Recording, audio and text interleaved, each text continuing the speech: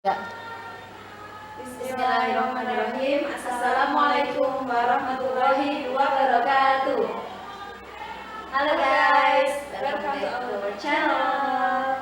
Baiklah, di sini saya Alia Azhara Ridwan dari semester 5 program studi hubungan internasional Universitas Darussalam Gontor, dan rekan saya, nama saya Melanie Aziza, semester 5 program studi hubungan internasional Universitas Darussalam Gontor, akan membuka sebuah forum diskusi mengenai diplomasi Islam.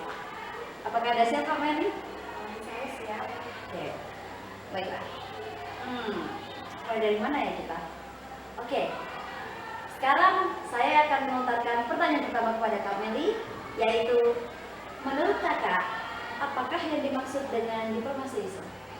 Diplomasi Islam sendiri adalah hubungan internasional dalam perspektif Islam yang harus memikirkan kajian ilmu tersebut merujuk kepada Al-Quranul Karim dan Sunnah.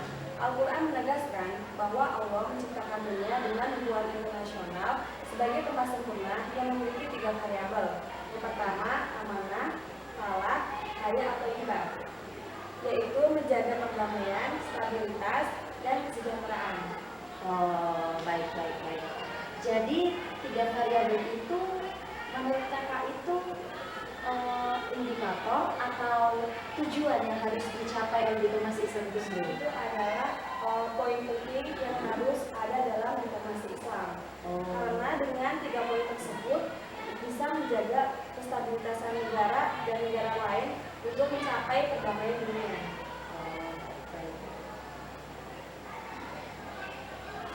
Kemudian apabila menurut Kak Meli harus ada 3 indikator tersebut ya, 3 poin yang harus dicapai pada diplomasi Islam sendiri. Ya. Namun di sini saya berargumen bahwasanya diplomasi Islam itu merupakan sebuah praktik diplomasi yang dilakukan oleh negara-negara muslim atau organisasi yang berprinsip Islam.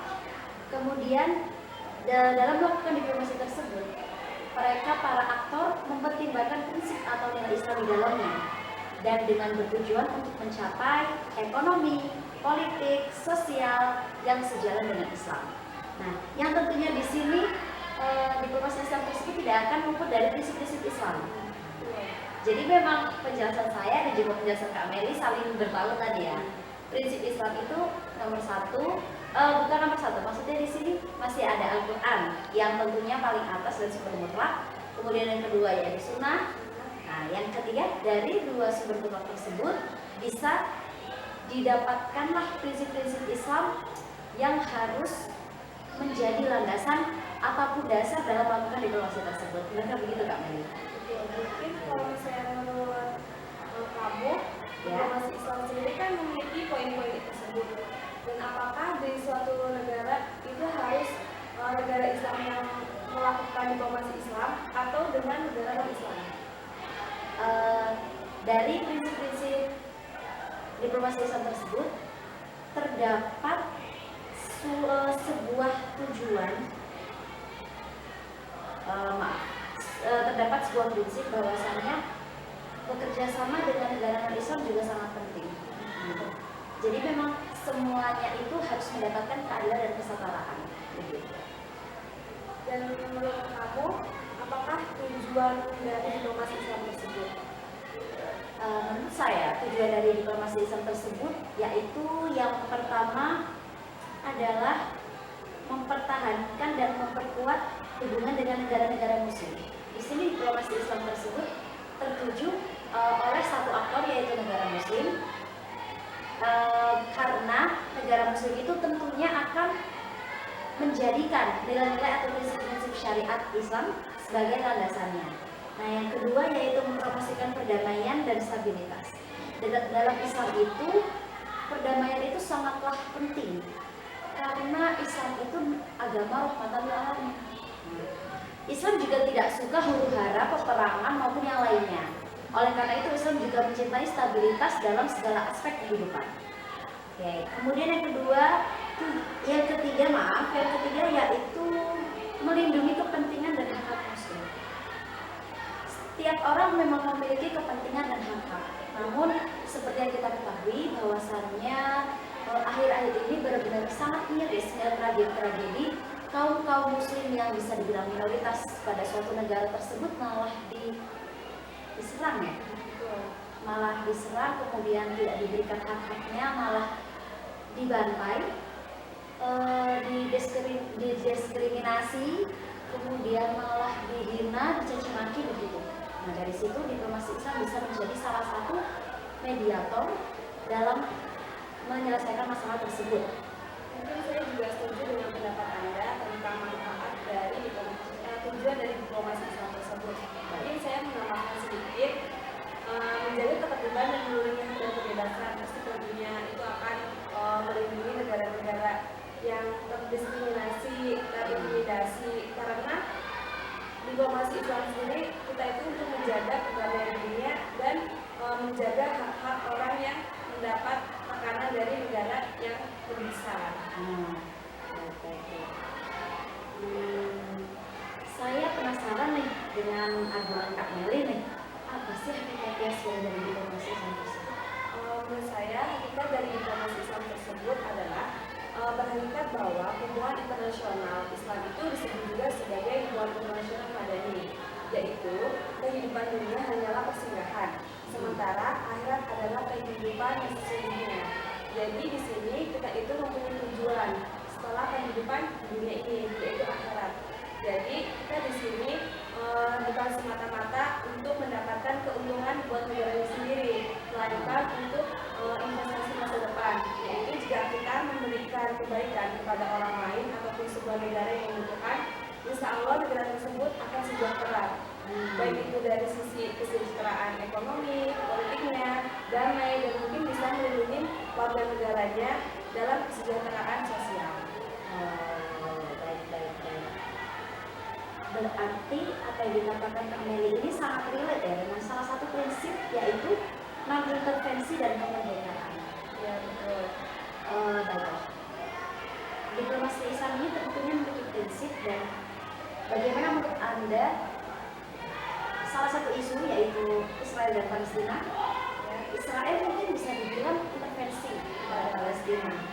Apakah tindakan Israel tersebut bisa melanggar diplomasi Islam? Menurut saya jelas sekali, sebenarnya Israel itu jelas sekali bahwa Israel itu menginvasi Palestina. Mereka sebenarnya sudah tahu, bahwa apa yang mereka lakukan itu salah terhadap Palestina. Karena secara hakikatnya tanah tersebut adalah tanah milik Palestina. Tetapi karena ada sejarah yang menyebutkan bahwa pertama yang diberikan tanah itu untuk Israel, kemudian mereka itu kayak mengaku-ngaku bahwa tanah itu milik mereka. Jadi mereka itu kayak lebih mengedepankan sejarah bahwa itu tuh sebenarnya tanah mereka. Dan sebenarnya banyak negara-negara yang kontra dengan yang telah dilakukan Israel kepada Palestina. Tetapi karena Israel itu mempunyai teman atau lebih back apanya itu adalah Amerika Serikat yang notabene sebagai negara adidaya. Nah, mungkin dari situ negara-negara yang tidak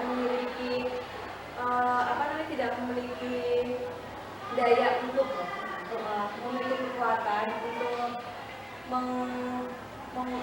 memberikan penolakan terhadap itu, jadi mereka tuh tidak bisa berbuat apa-apa. Sebenarnya banyak negara-negara yang ingin membantu si Palestina tersebut, misalnya Indonesia aja memiliki sebuah komunitas yaitu KMRT juga yang memberikan kontribusi komunitas dan kayak bantuan kepada rakyat Palestina. Ya.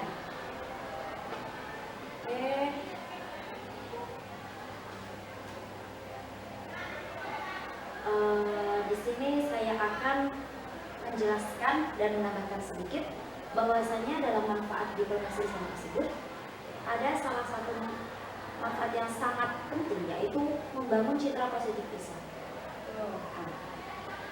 Jadi memang dari apabila kita memutarbalikkan waktu, bahwasannya sebenarnya peradaban Islam itu lebih dulu ada daripada peradaban Barat. Oleh karena itu, Islam itu sangat berkontribusi banyak terhadap perkembangan hubungan internasional. Namun karena terdapat suatu tragedi, yaitu pada saat itu kan Barat seperti mengambil alih dan sangat-sangat sangat-sangat seperti mengkudeta ya bahasanya, mengkudeta bahwasannya itu adalah pengetahuan dari Barat, padahal itu sebenarnya dari Islam. Oleh karena itu diplomasi Islam tersebut memiliki satu manfaat, yaitu membangun citra positif Islam, karena sangat miris sekali pada akhir-akhir ini juga Islam itu sangatlah diperburuk citranya oleh dunia internasional, dan yang diketahui bahwa mereka tuh non Islam. Mungkin saya setuju dengan pendapat Anda bahwa sebenarnya itu diplomasi Islam pertama kali itu dicetuskan oleh Islam sendiri, bukan dari kaum Barat. Benar. Karena praktik yang diajarkan Rasulullah SAW dalam pengimplementasian diplomasi Islam tersebut sudah ada sejak Rasulullah kan. Karena Rasulullah sendiri juga mempersatukan 3 golongan besar dalam piagam Madinah. Nah, piagam Madinah sendiri adalah salah satu bentuk dari diplomasi Islam. Nah, piagam Madinah tersebut sebagai hukum formal yang telah disepakati antara dua suku besar, yaitu kaum Muhajirin dan Ansor.